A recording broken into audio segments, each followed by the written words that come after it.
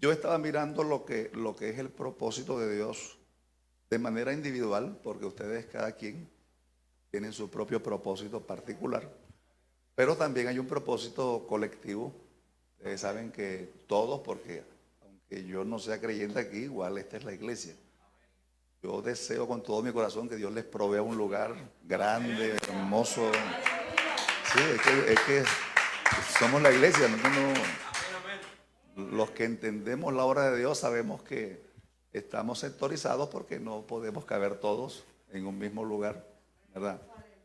Y todos sabemos que ustedes necesitan y Dios se los va a dar porque están orando, están trabajando y Dios está con ustedes, ¿verdad? Aunque el aforo nos lo redujeron, igual yo en San Andrés viví lo mismo. Nosotros estamos manejando el 50 personas, que es el aforo, y esperamos que después del mes, porque la norma habla que después del mes ya se puede solicitar el 35%.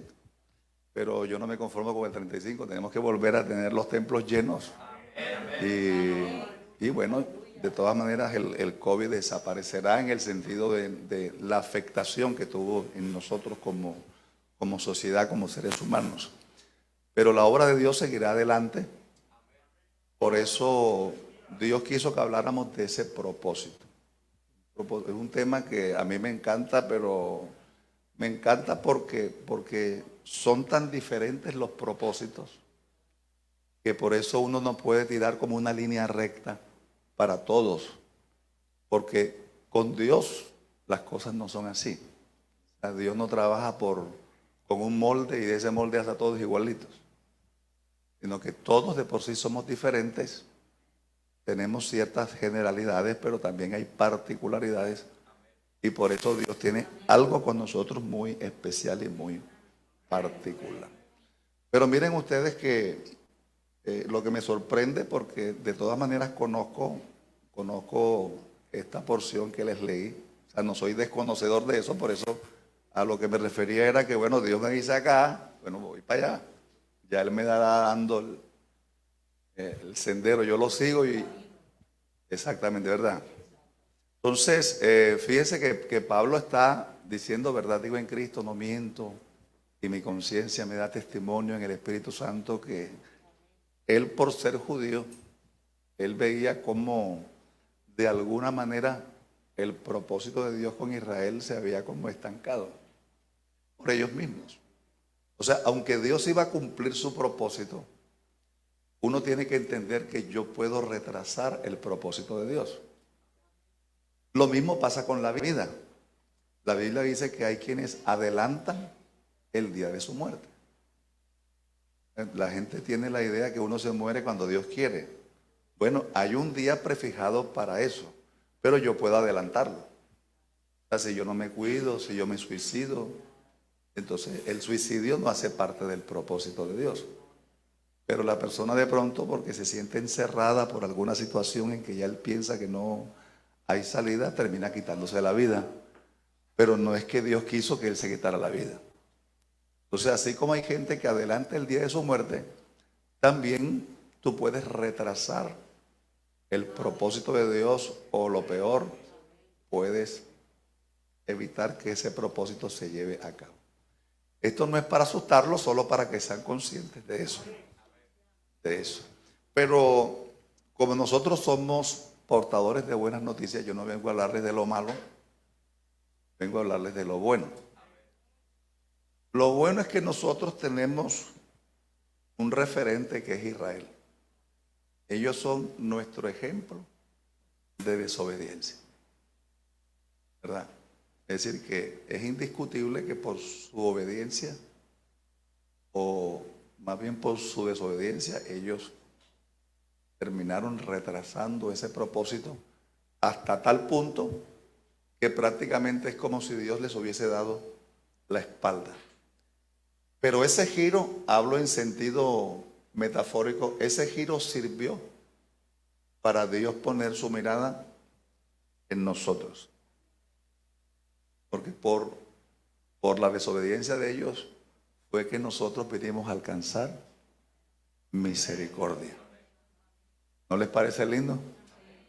¿Verdad?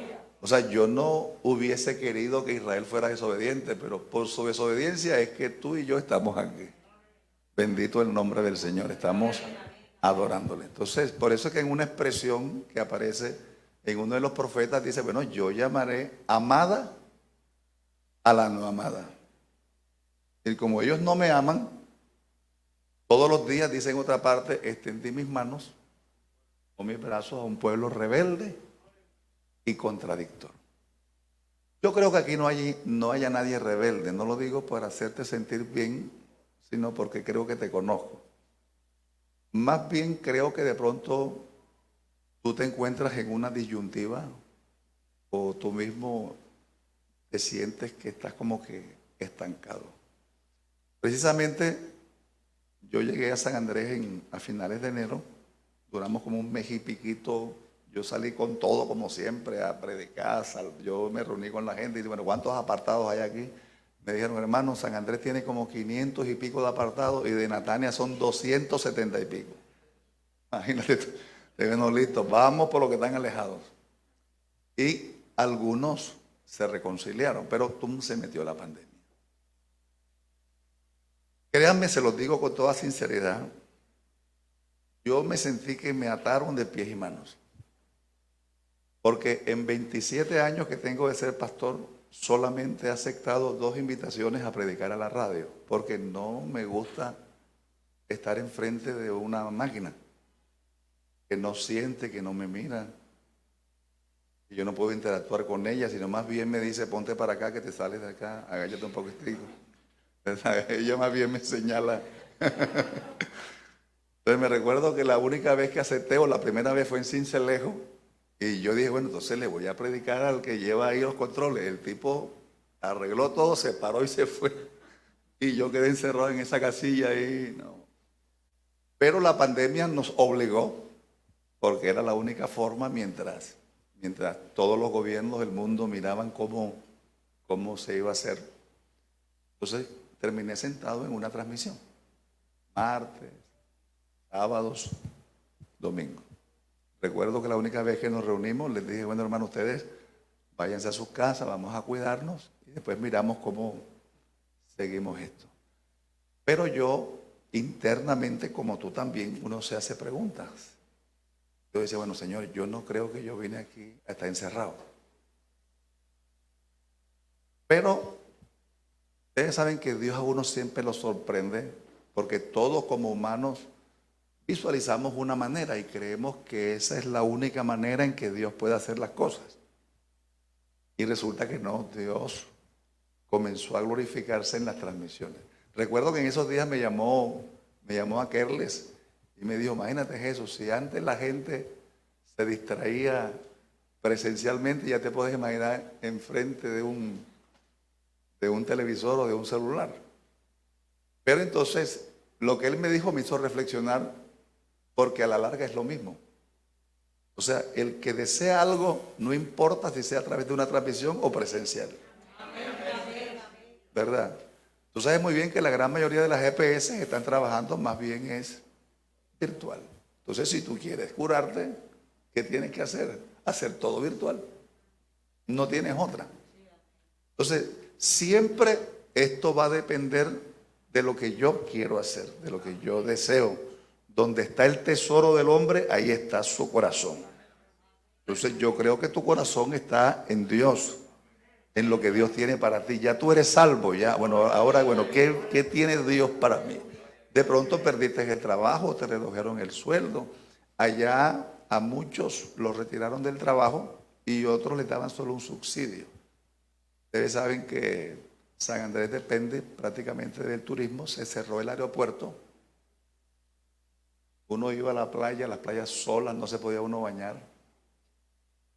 No habían turistas, todo cerrado. O sea, hay una afectación que yo no puedo desconocer que hace parte de mi entorno. No fue el que yo encontré unos meses atrás donde yo salía, la iglesia llena, todo de maravillas. Pero créanme que este tiempo ya yo llevo una pandemia y 2 huracanes encima. Créanme que me siento más fortalecido, me siento que ahí ya esto era todo. En pocas palabras, no pasó nada. O sea, no pasó nada que impidiera que yo siga adelante. O sea, mis ingresos se redujeron de manera considerable, casi un 80%. Pero fue el momento donde mejor comí. Comí langosta, comí pargo rojo, comí un montón de cosas, me engordé. ¿Sí? Ahora estoy más flaco, tuve que comenzar a hacer Fausto así o sea, conocido a Fausto Murillo. Bueno, porque ya no podía caminar a la orilla del mar. Entonces todo eso me tenía como amarrado. Entonces, te estoy hablando de esta manera porque ya creo que entiendes que trato de decirte que soy tan humano como tú. ¿Verdad? Pero eso no trunca el propósito. Lo que trunca el propósito fue lo que le pasó a Israel. Eso es lo que trunca el propósito. Porque si ustedes notan, hay unas preguntas donde da la impresión que la gente entendiera como si Dios con unos sí y con otros no. Estoy hablando así lo más costeño posible. Es como si, ese sí y otros no. Recuerden que no todos fueron afectados en la pandemia, al contrario, muchos se beneficiaron en la pandemia. Los tapabocas, una caja de tapabocas costaba 17,000 pesos y después, boom, se puso carísimo. Los laboratorios. Yo tengo el esposo de una sobrina mía, de Mónica, trabaja en Procaps, y aquí no había vitamina C en Barranquilla por un tiempo, eso volaba. O sea, mucha gente que no sufrió. Hablo humanamente. Me quedo quieto. Lo pongo aquí, bueno. ¿Ya vieron por qué no me gusta? Bueno, entonces, ¿qué es lo que quiero decirte? Bueno, Dios no es injusto. Todos lo sabemos. Yo les digo de forma particular, a mí me encantan los eslogans, me fascinan. O sea, yo a veces veo eslogan así en Facebook o algo y me gustan los eslogans. Pero nuestra vida no se fundamenta en eslogan, sino en principios. Un eslogan sirve porque yo, ¿verdad? O sea, todos como seres humanos necesitamos proyectarnos mirando hacia adelante algo. Porque si no, uno siempre viviría el día a día como salga, ¿verdad? Como hay muchas personas que están afuera que solamente viven el día a día, pero ellos no se proyectan, no tienen expectativas ni nada, ¿verdad? Pero uno se fundamenta es en principios. Entonces, uno de los principios que tenemos que tener claro es que Dios no es injusto. Si algo me pasa a mí, bueno, le pasó a 100,000 personas en San Andrés. Yo no fui el único que el Jota golpeó, a mí también, y a los otros 99,000 también. Lo mismo en Providencia. O sea, gracias a Dios que Dios guardó a Jason, a su esposa, al niño. Pero allá hay más o menos 5,000 habitantes. Así que todos sufrieron lo mismo. Y no todos murieron. Hubo gente que no perdió nada. Hubo una señora que yo me enteré que su casa quedó intacta. No le pasó nada. Y yo le decía a los hermanos, ¿y saben por qué? Porque construyó bien. A mí se me estaba levantando el techo allá en la iglesia, bum, bum, bum, porque el viento cambió de dirección, ya no pegaba de costado como es habitual, sino que ya al llegar el huracán, entonces los vientos cambiaron y comenzó de frente. Entonces, claro, se metía por las rendijas y me levantaba el techo así. Y yo nada más mirando así. ¿Cómo olvidarte? Pero no pasó nada. Ahora, supongamos que el techo se hubiera volado. ¿Qué me hubiera tocado hacer? Lo que hace todo el mundo, buscar el techo y reconstruirlo. Y si se perdió, comprarlo. O sea, uno se da cuenta que realmente, de verdad, las cosas materiales se recuperan. Sea más rápido, sea, pero igual se recupera. Y si no se recupera, no son necesarias para vivir. ¿Qué es lo que pasa con la salud? Hay gente que sufre de pronto de artrosis, tiene desgaste en su columna. Tú no te vas a morir de artrosis. Lo que pasa es que vas a tener tu desgaste, te duele la columna, de pronto te sientas y te duele, pero tú puedes vivir así toda la vida. O sea que hay enfermedades que no te van a matar, ¿verdad?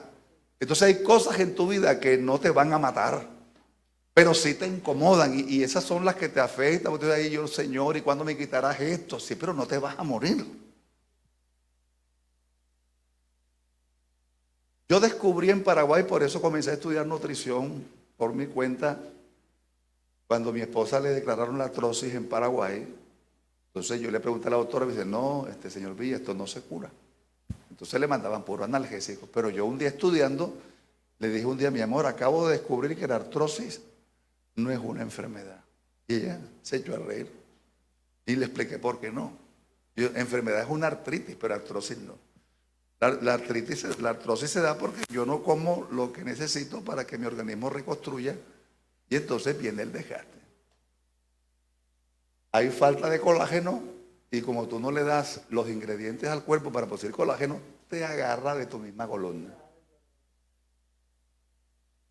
Miren cómo es Dios, porque Dios hizo el cuerpo humano. Entonces hay cosas que a ti y a mí nos hacen sufrir, pero no nos matan. Si yo humanamente sé que recibo menos dinero, pero eso no me mató. ¿No me ven cómo estoy? ¿Ah? Gracias. Estaba esperando eso, fíjense, Dios mío. Entonces no me morí. Tú dices, perdí el carro, sí, pero después tú estabas gordito, tuviste que caminar más y esa caminata te sirvió y entonces comenzaron a bajar los kilitos. Por eso es que dice, a los que aman a Dios, todas las cosas le ayudan a bien. Esto es. O sea, se hace una especificación. Esto es.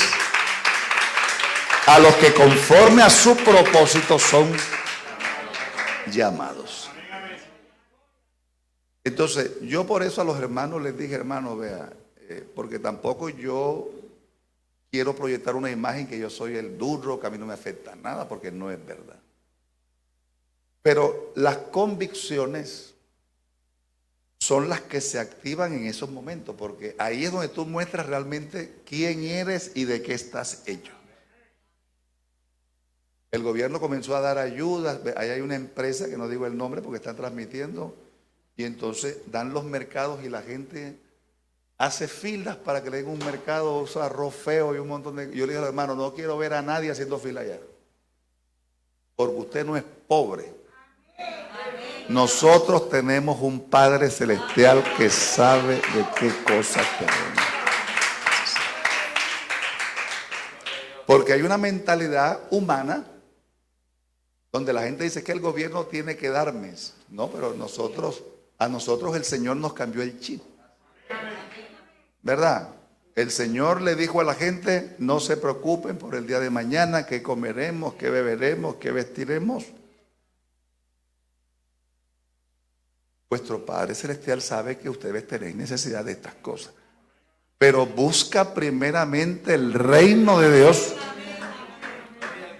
y su justicia. Y eso lo he hecho yo siempre, porque si no, y tú también. Es que tú estás aquí hoy domingo. Hay mucha gente que dice, no, yo me acuerdo cuando cerramos el templo, había hermanos que decían, hermano, ¿y cuándo va a abrir? Pastor, ¿cuándo va a abrir? Y ellos son los que no van. O sea, los que hablaban que cuando se abre, puro bla, bla, bla. Y es así. Entonces, como yo fui misionero, yo le decía a los hermanos, a mí no me incomoda tener 3 personas en una reunión, si yo en Paraguay los tuve.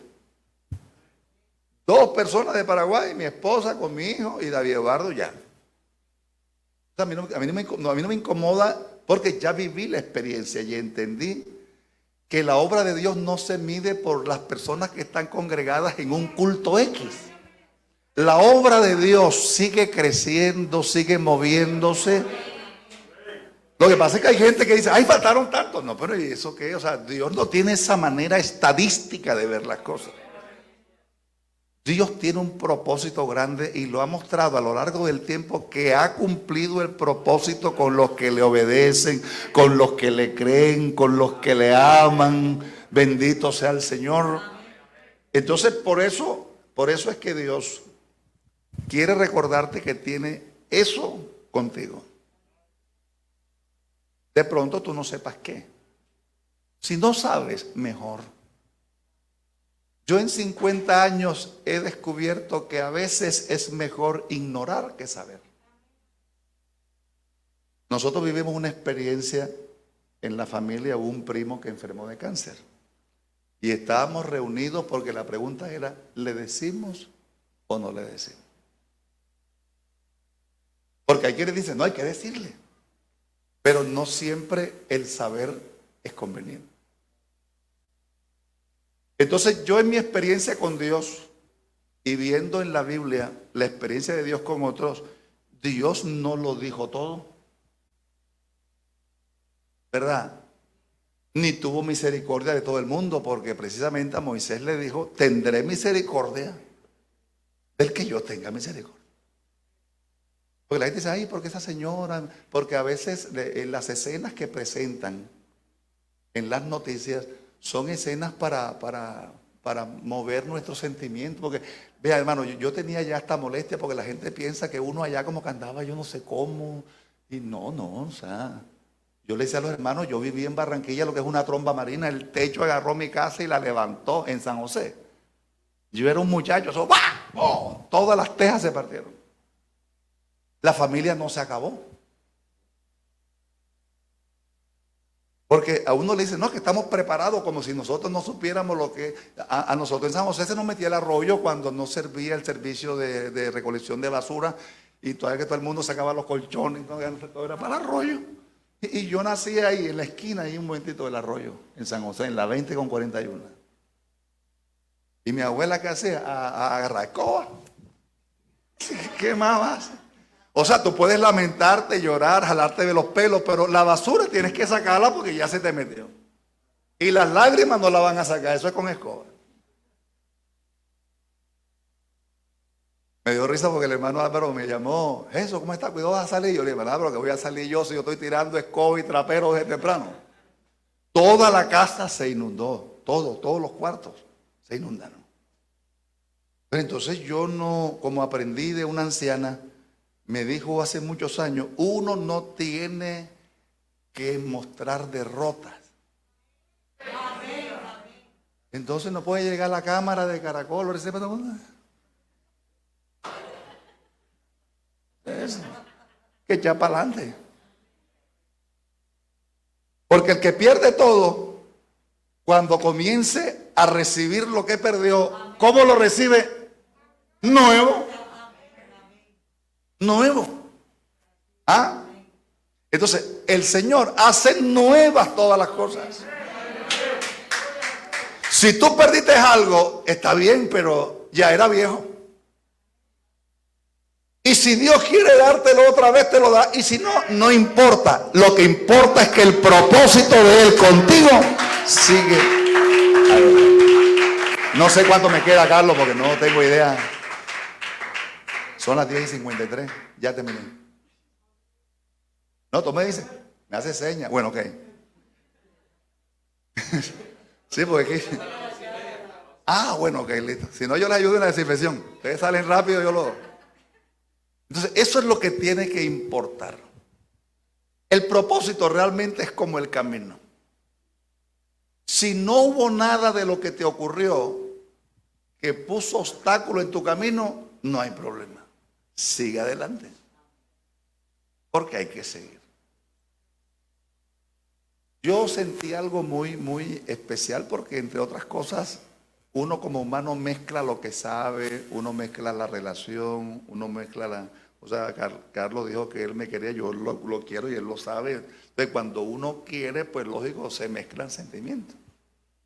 Fíjese que cuando mi nuera estaba en embarazo, de pronto dice la doctora: no, que el niño está bajo de peso. No es lo mismo que una visita me diga: ay, pastor, mi hijo está bajo de peso, a que digan: tu nieto está bajo de peso. Es distinto. En Paraguay tuvimos una situación que tuvimos que buscar un abogado. Y en una conversación que tuvimos, él me dijo, cuando yo tengo un problema legal, pastor, yo me busco un colega. ¿Por qué? Porque cuando uno se involucra sentimentalmente, uno se bloquea.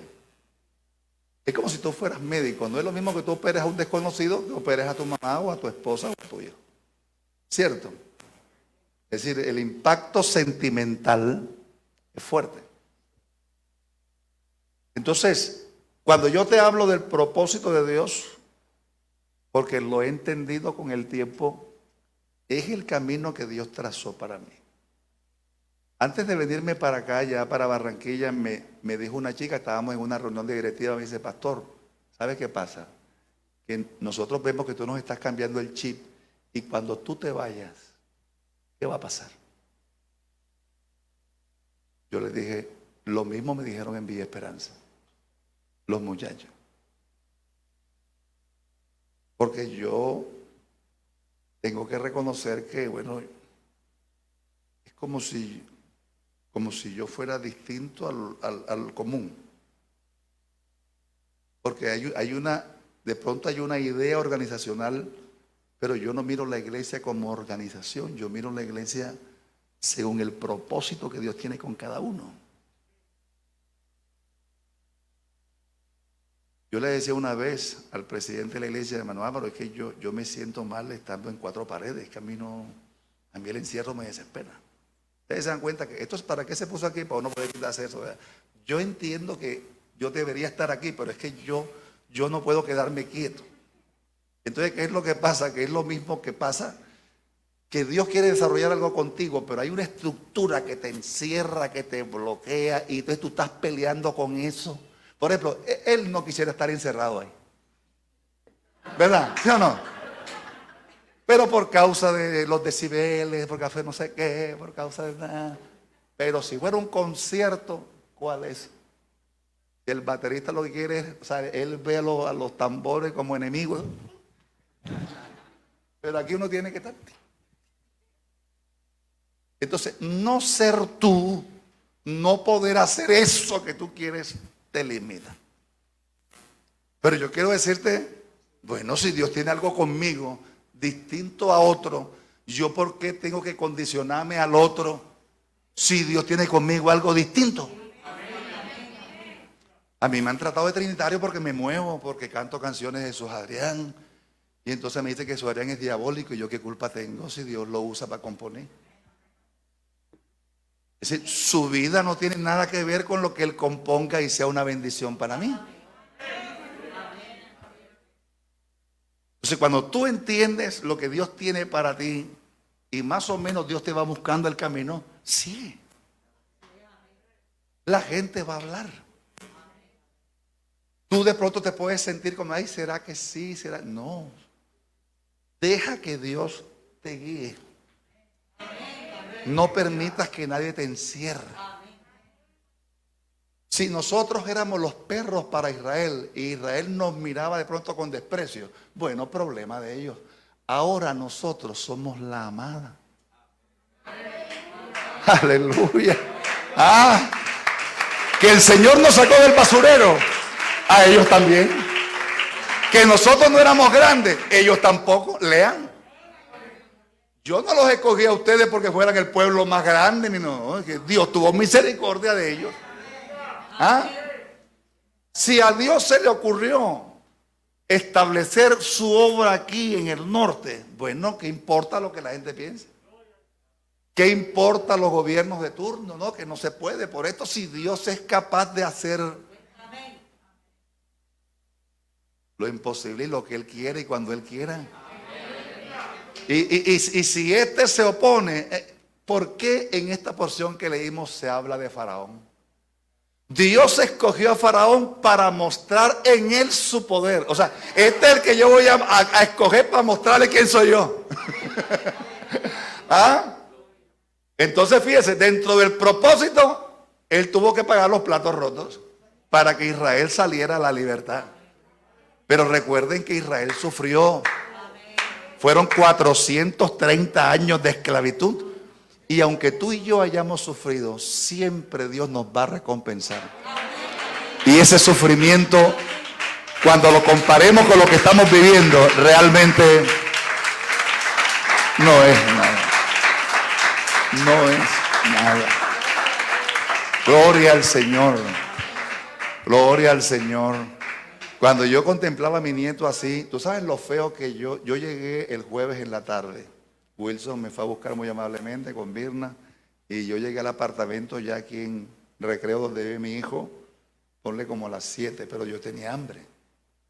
Entonces había mandado a comprar pollo, comí y me dijeron que no podía verlo hasta que no me bañara.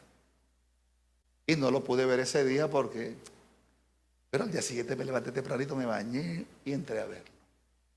Tampoco me podía acercar a él, porque hay que cuidarlo, ¿verdad? Entre todos nos cuidamos, los eslogan. Tú me cuidas, yo te cuido. Eslogan. Bueno. Entonces, pero fíjate, cuando tú no puedes tocar, ¿se disminuye el deseo de hacerlo o se aumenta el deseo de hacerlo? Entonces, cuando tú de pronto sientes que tú no buscas a Dios como antes, ¿qué es lo mejor? Entonces, a veces en mi experiencia con Dios, yo sentía que ya no lo sentía y yo trataba de orar y trataba de decir cosas así tristes como para llorar y sentir la presencia de Dios. Pero cuando entendí que es necesario. Ustedes no saben que hay parejas que tienen problemas y dicen, vamos a darnos un tiempo. Bueno, entonces de pronto tu vida en Dios, como que algo pasa, pero no por parte de Dios, ni tampoco por parte tuya. Hay circunstancias que afectan la relación. Fíjese que salían por la noticia que aumentaron los casos de violencia intrafamiliar. ¿Por qué? Porque la gente hablaba del encierro, de no sé qué. Pero Dios, ese piano me está diciendo algo, ¿verdad? ¿Listo ya? Póngase en pie.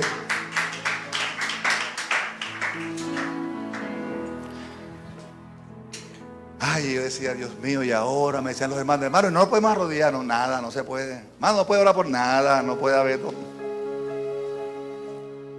Pero me ideé algo, yo dije, en el culto no. Cuando yo salgo a la calle ya no es la iglesia.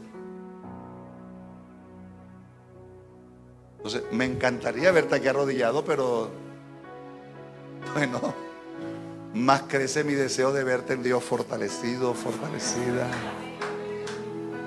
De pronto me voy con la sensación humana y que, ay, ya. O sea, nosotros que nos encantaba, hermano, venga, venga. Y tenés que decir, bueno, ya, hermano, ya tenemos que salir, comienza el otro culto. Yo salgo como que ya, y